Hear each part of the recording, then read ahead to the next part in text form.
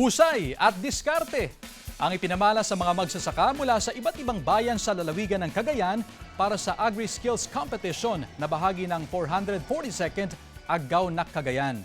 Abay nariyan ang Heavy Gat Palay and Sack Relay Competition na kung saan buhat-buhat ng mga kalahok ang nasa 50 kilong bigas.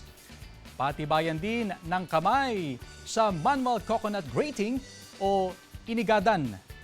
Hindi rin nagpahuli ang mga kalahok sa mano-manong peanut and corn shelling at ang bangus deboning.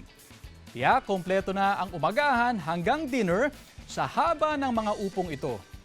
Umabot lang naman sa 136.5 centimeters ang itinanghal na panalo.